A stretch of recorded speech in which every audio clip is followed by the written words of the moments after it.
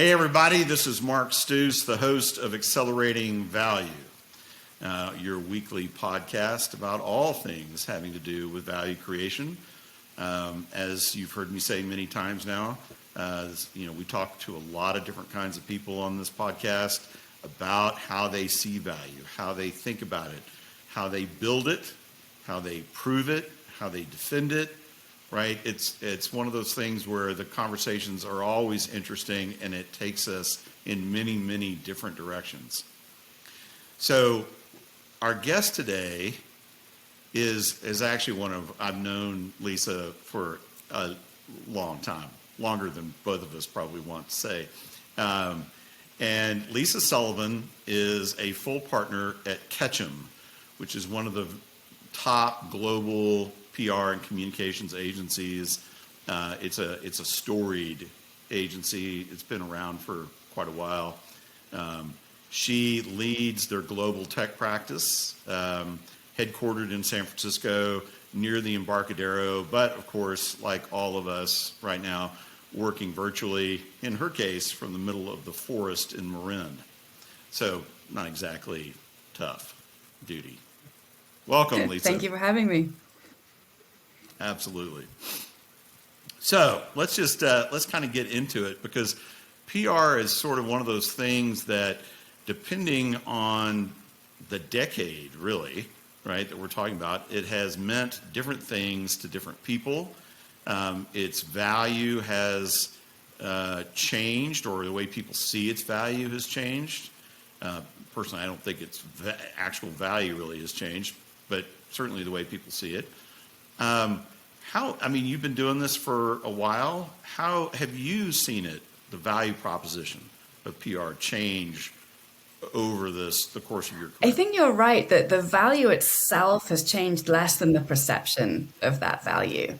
I think people always used to think and talk about PR as a one-way street, as the communication of a message to a public of some kind and description. And I think that has been part of the story for a long time, but certainly not all of the story. And I think good PR, good communications has always been a two-way street. It's just that it is now being perceived more that way. And I think as we think about how we help our clients, it's being an external eye and ear, and it's helping our clients understand how to engage in a two-way dialogue, a two-way conversation with their stakeholders, whether those stakeholders are customers, partners, employees, investors. I think thinking about the stakeholder audience through a much, much broader lens. So one of the things about that would seem to be really important today is the speed with which that conversation happens. Technology is certainly part of that, right? It's an enabling factor, not only for comms, but for a lot of other areas. But how has the human factor, particularly on the client side, how is that adjusted, or has it adjusted during this time in terms of being able to keep pace with the rate of conversation? I think in many ways it has helped dramatically. We get far faster feedback loops now than we ever used to. And I'll date myself by saying my first job in PR was literally mailing press releases out. And that's not that long ago, right? Where we literally would stick a press release in an envelope and mail it with the next day's date on it. It's so foreign to us now, thinking of that as an acceptable pace of communication. What we're seeing today is we get far faster feedback loops. It's much more direct. We're able to use a really broad range of tools and technologies to be able to help us capture and understand how those conversations are shaping. And I think that is in many ways, while the input is much richer and faster, that's really helpful for us in being able to counsel clients in the way that they think about that engagement. Do you find, though, that are they struggling in some cases from a human perspective or from an organizational perspective, to keep pace with that, right? I mean, it's sort of like you can get that feedback loop, right? And then if it takes too long for them to kind of get their response together and have it legally approved and all this Yeah. kind of stuff, it sort of, loses The something, conversation right? has moved on. I think that's Right. absolutely right. The other challenge I think is the classic how do you distinguish between signal and noise, and when there is so much coming back at you. And I think again, it's human. It's very human to react to what you see in front of you. And I think being able to distinguish between the signal and the noise and understanding what's important and having, frankly, the confidence and the strategic direction and oversight to focus on what's important, not focusing on everything that's urgent. And I think that's something that especially with pace is difficult to do at scale. So that's actually a really super important part of value creation in anything, not just PR, Right. right? How do you, when you're sitting there with your customer, with your clients, right? Or on a video conference as we are now, right? And you're counseling them about this. Like, what does that look like today? Because a lot of your value, your ability to create value, is actually dependent on their reaction time, That's right. That's right. right? And so how do you sort of help them make this adjustment when the natural human reaction is to slow it down? So this is sort of like to give everybody kind of another example of this. This is why real-time data or real-time analytics is actually only meaningful to a computer, right? Because the natural human brain and decision-making process can't keep up. It's not that the human brain isn't smart enough to keep up. It's that the natural human tendency is to say, whoa, whoa, whoa, whoa, whoa. Gotta, give me at least 5 minutes to think about Yeah. this, when you may not have five That's right. minutes, That's right. right? But I think the first choice is which are the data points or the inputs that are worth spending 5 minutes on, and how do you Right. take that the art and science, the data and the human elements, and make them work together to be able to really understand what are the highest value opportunities. What's the phrase? Don't sweat the small things, and you realize they're all small things. In some ways, but some of them are big and some of them need focus and attention. And I think that's where, particularly having an external focused lens through everything is really important to a lot of our clients to be able to understand what not to do. Just as important to make that decision as it is to understand what to do. So one of the other parts of this, right, which has been true about PR and for the other similar professions like law, right? Very, very important for decades is the confidence and trust that exists between the counselor or the practitioner, right, and the client, right? This is also something, Rome was not built in a day, and trust and confidence with a new client isn't either. And yet, the reality of the world we live in keeps moving on regardless, right? What are some of the lessons that you've learned that you could share with our audience about how you build confidence and trust with your clients fast?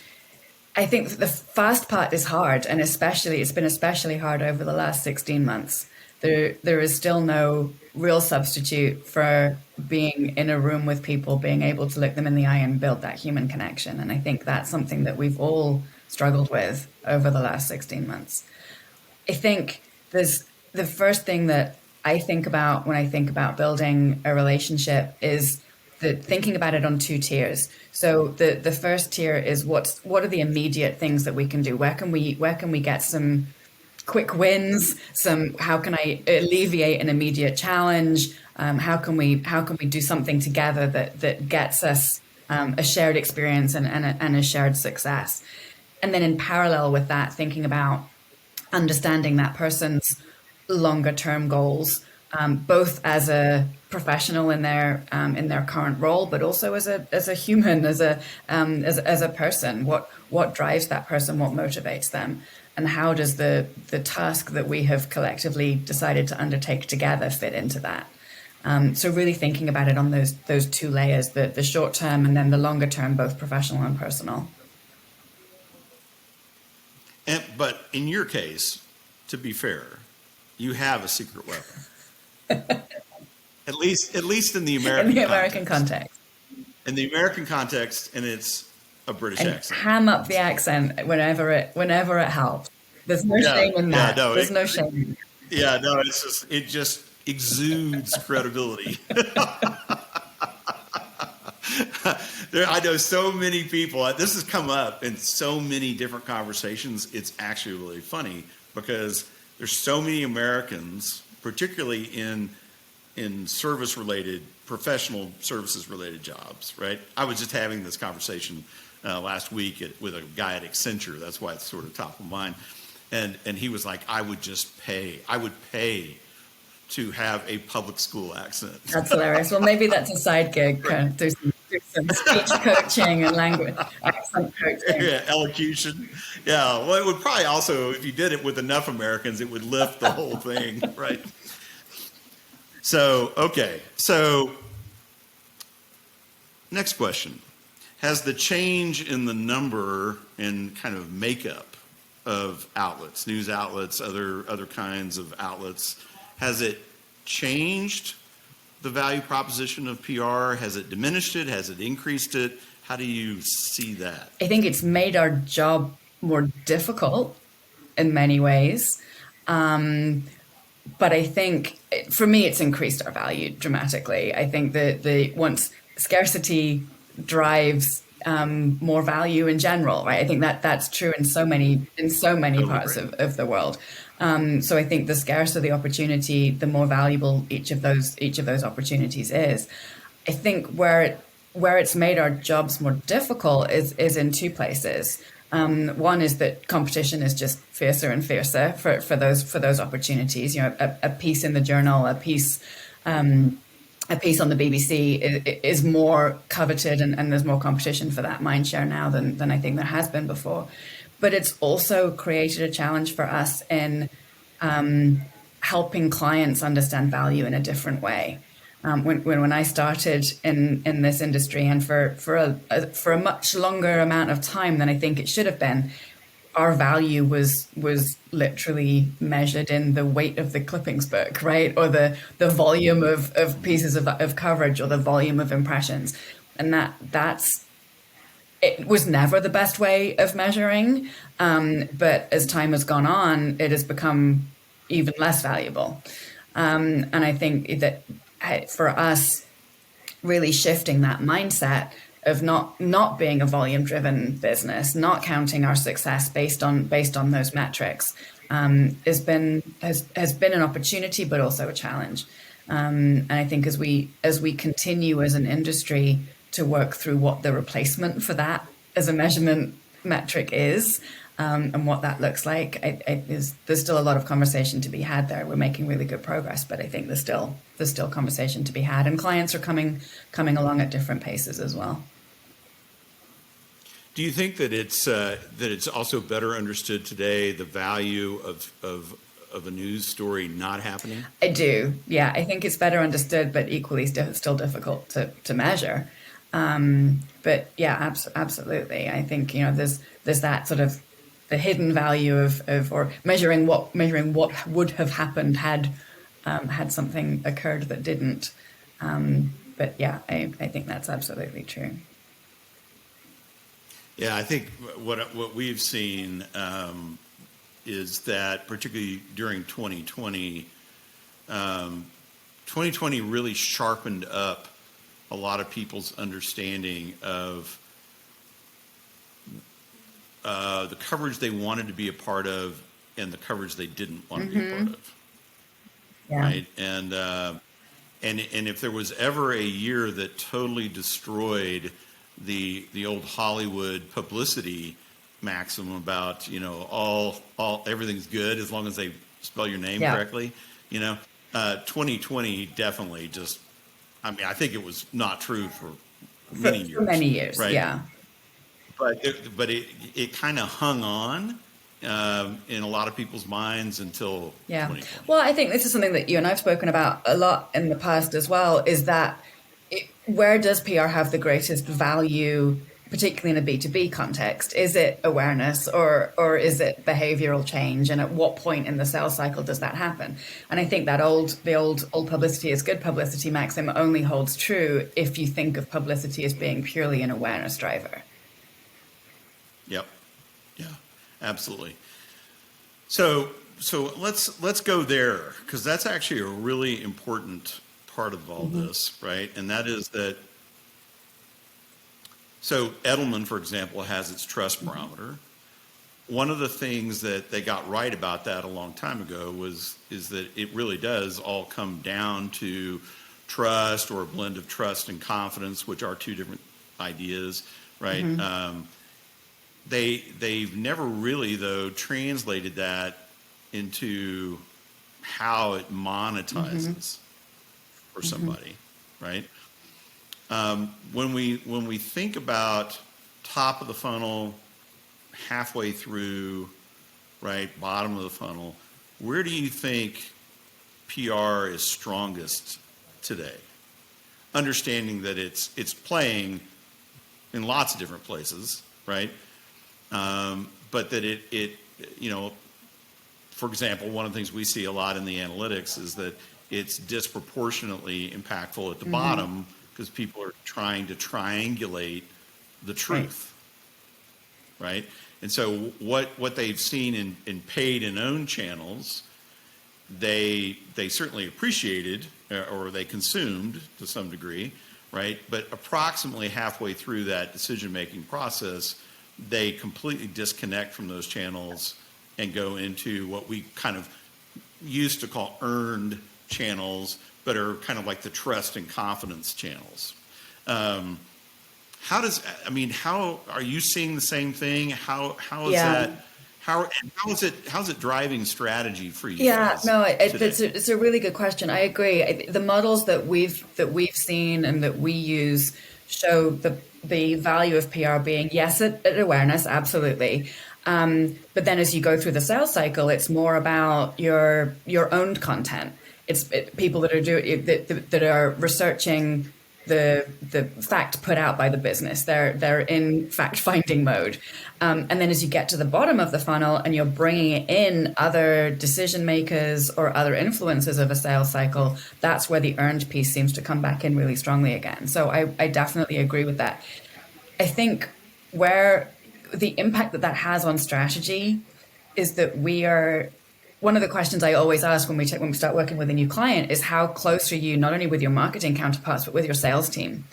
And I think that often pushes clients to think a little differently and maybe outside of their comfort zone, that the sales team isn't a team that they typically have had to engage in very much. But if I'm coming in, I want to have those conversations with field sales to understand what they're hearing from their customers, where their pain points are within the funnel, so that we can define a strategy that really helps meet that.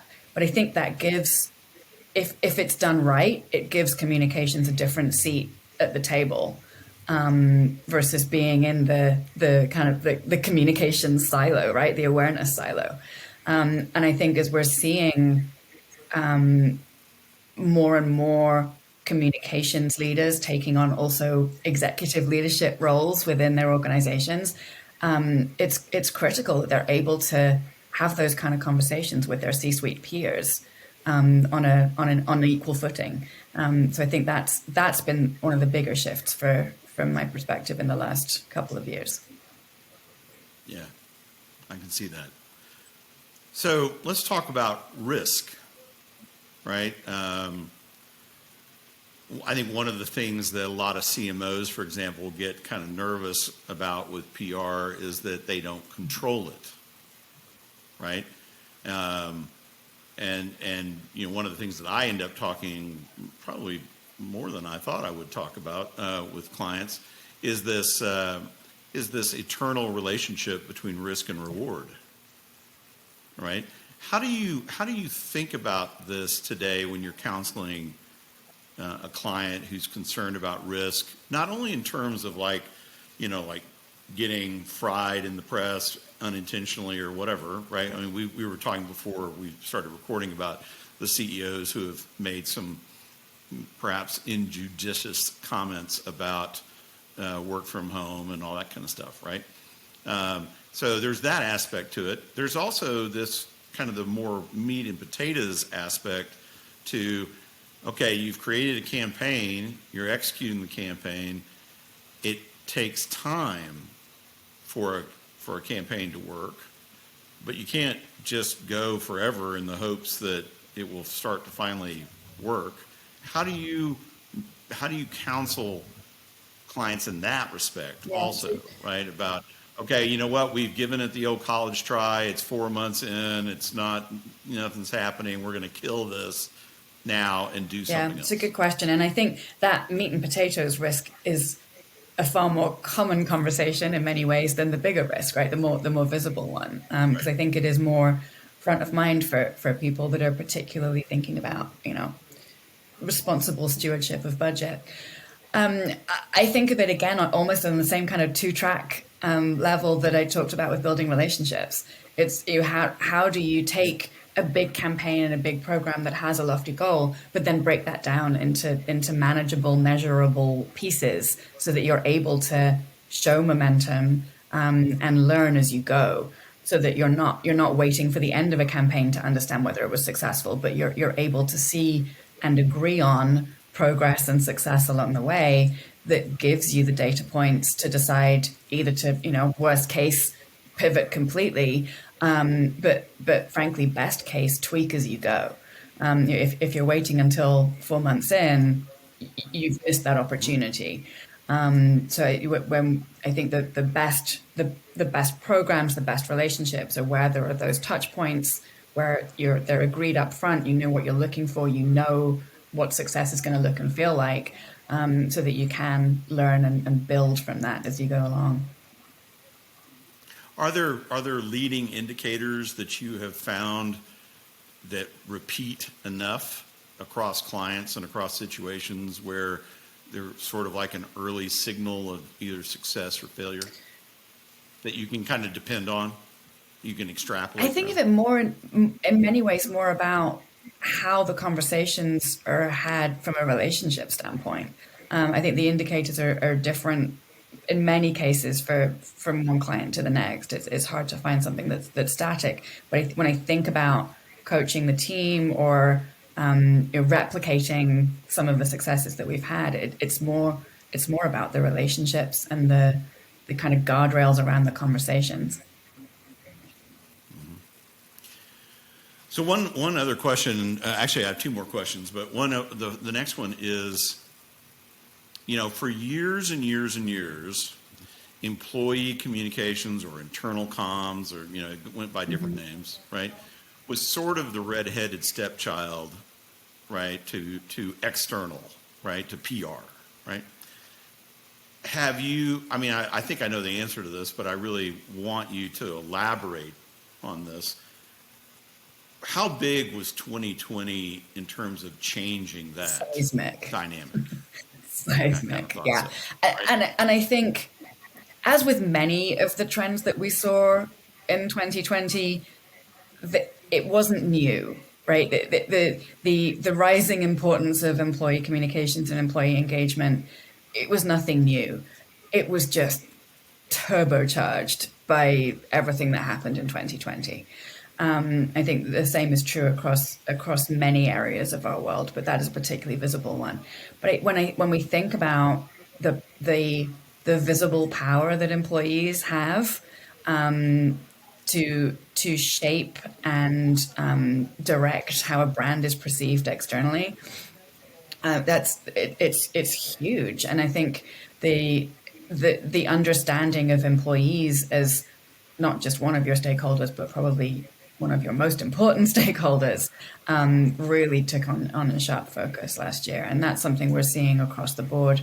I think technology came into a particularly stark spotlight as relates to employee comms, but it's something we're seeing across the board with all of our clients. And like, is there something that comes immediately to mind that's sort of like, in terms of companies' reaction to this shift, that they're doing differently today from, say, 18 months ago? I think I think there's a couple of things. I think on a tactical and executional level, again, it's back to that being an engagement and a conversation. I think we always used to think about, or many companies thought about employee comms as being town hall meetings and emails, right? Very much a broadcast one-to-many opportunity. That's just not the case anymore. The engagement, the tools that you use to communicate are very different. I think we're as an industry and as a society, we're still working through what that will mean in a hybrid world, and how we continue to keep employee engagement front of mind when you've got some people who are literally right in front of you and some that are not, and how do you make sure that value is as equitable as possible.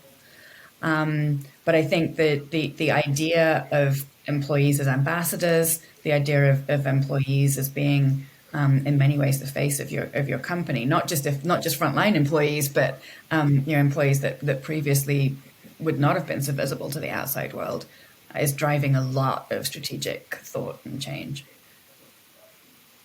One of the things that we see a lot in the analytics over the last, say, 12 to 18 months on this is that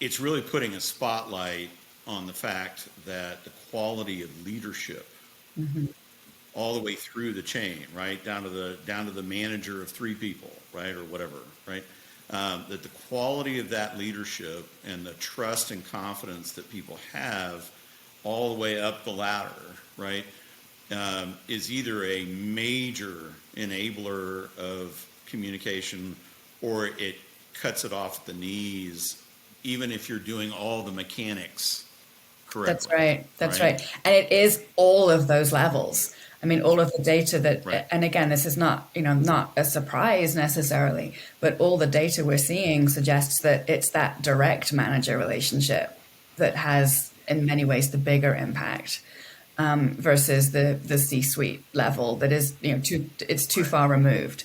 So from an employee comms perspective, really focusing on that middle level management as being a really key conduit for your messages in both directions, and really empowering that leadership group. And that can be a challenge, particularly in technical worlds, where you can rise to that level of management and leadership by being really good at your craft and being smart with your tools.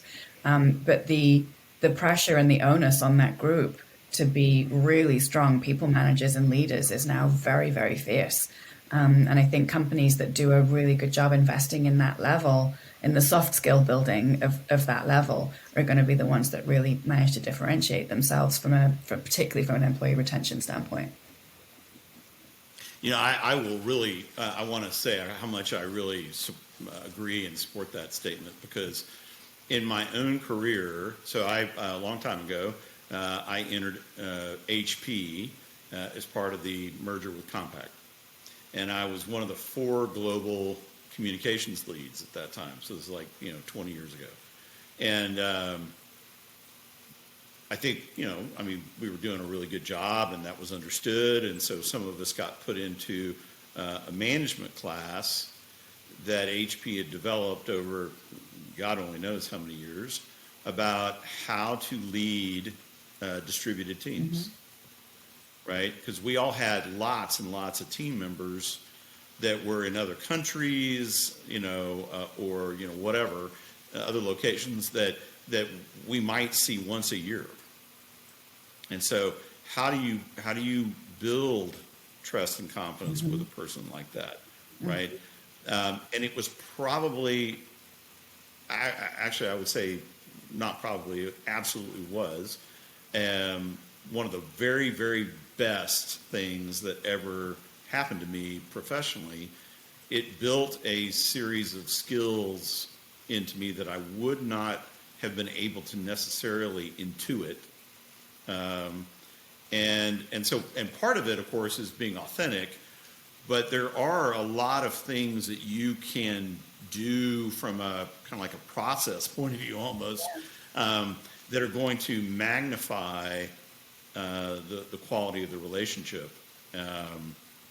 And so it's just, I really stress that. I really agree with what you're saying there. It's interesting you go to process, because that doesn't feel intuitively necessarily like that would be the thing that has the most impact. But I agree with you. I think giving people the tools and a structure and forcing ourselves to remind ourselves and each other that this has to be a piece of the everyday, is so important. No, predictability. What people are really looking for is some sense of predictability, even in situations where it doesn't really exist. Right. I'm the CEO of a startup today, and when I communicate with shareholders, this is a really, really interesting dynamic, because it translates directly, even though they don't work for me. Arguably, I work for them, right? It's nevertheless, right? I mean, things are changing so fast in a company like Proof, that you're always kind of sitting there going, do I really want to communicate this right now? Because I don't know whether it'll still be accurate a week from now, right? Mm-hmm. Sometimes. And yet, you have to, build a cadence, right, of communication, but you have to kind of say, hey, this is sort of kind of open kimono. This is what we know. This is what we, don't know. And this is some area, there's always going to be areas that fall into the I don't know that I don't know category.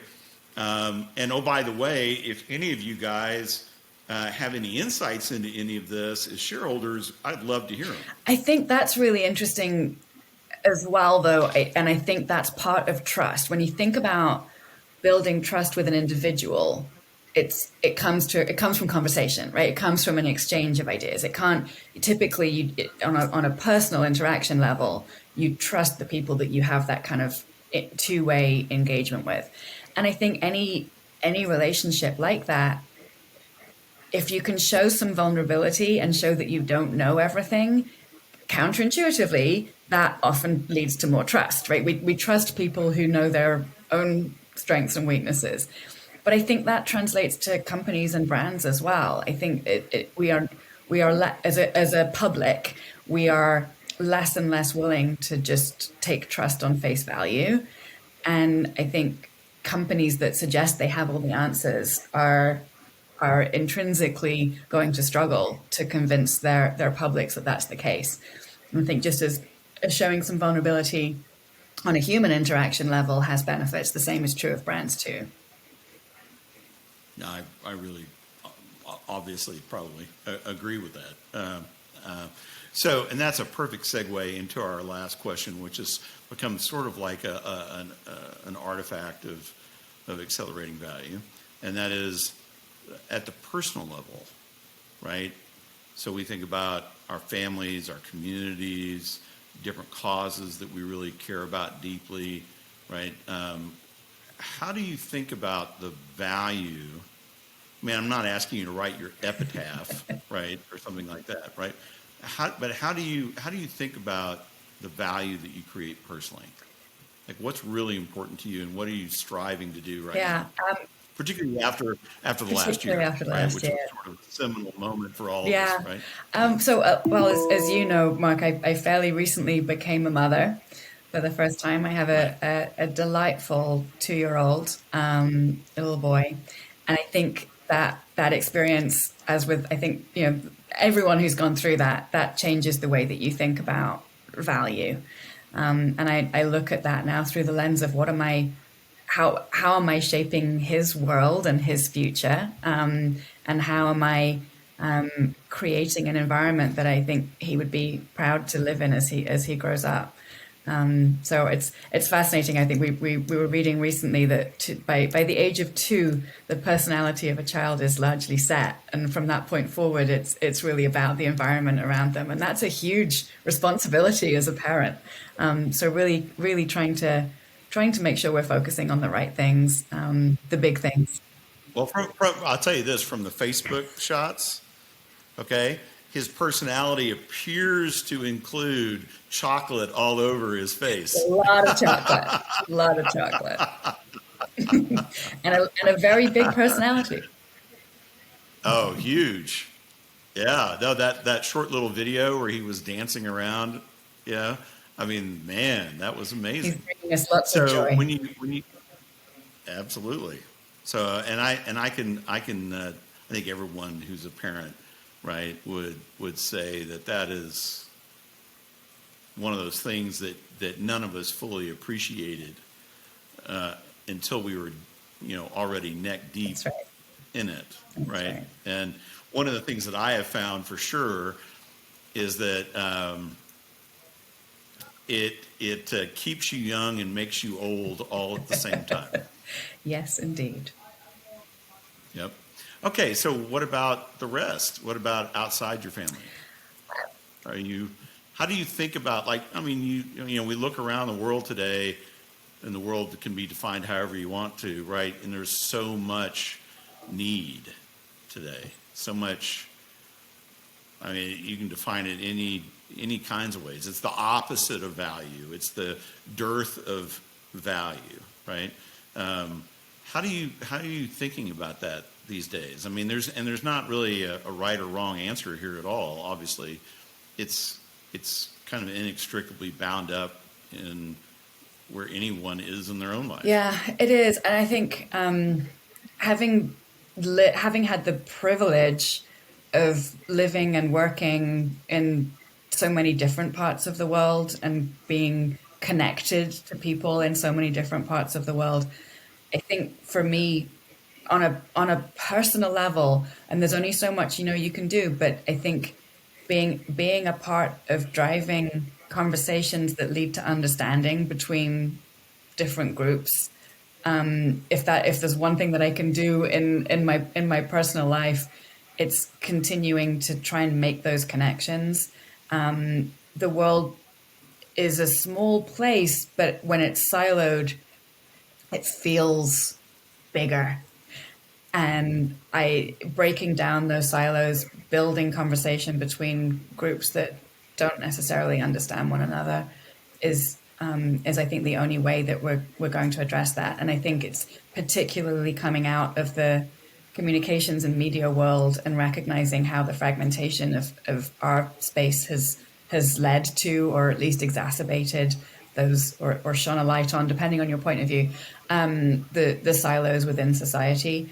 I think if as a communicator by profession, and as a connector and traveler on a personal level, helping to drive some of those conversations that can break that down that would be my goal. Okay, so I think that's a fabulous answer, but it begs one more Okay. question, right? I know that I'm asking you to kind of like stare into a crystal ball and all that kind of stuff. Do you think that Brexit will stand? I do. I do. For how long? Um, it's funny. I will share my personal opinion on it, which is that I wish it had never happened, and I think the execution of it has been a phenomenal waste of resources and distraction from what's really important. I think in a weird kind of a way, though, the impact is not going to have been as big as perhaps we thought it was going to be. And I think that the communities and the way that the economy, the way that society is structured, is actually not as bound by Brexit as perhaps we thought it was. So there's a lot to that, right? I mean, water always finds its own That's right. level, That's right? right. All that So kind of I stuff, think right? for all that I am still very against the concept, I actually don't think the impact is going to be as deep as I feared it would be. So maybe I'm just an eternal optimist, but I think you're right with the water analogy. I think people will find the right way, and hopefully we'll come out of it. Even if it's a system of That's right. workarounds, That's right. Exactly. Exactly. Is it the most effective way to get right? there? Probably not. Was it a colossal waste of Right. resource? Absolutely. But ultimately, Yeah. it is what it is. Lisa, thank you so much. This has been a really great podcast, guys. I hope that you enjoy it as much as I do. Right? I'm not necessarily an exemplar of everybody out there that might be watching this. But one of the things that I try to do is I try to create conversations that I think are special, and I think we've done this here. I hope so. I hope you enjoy it very much. Thanks so much. See you next week.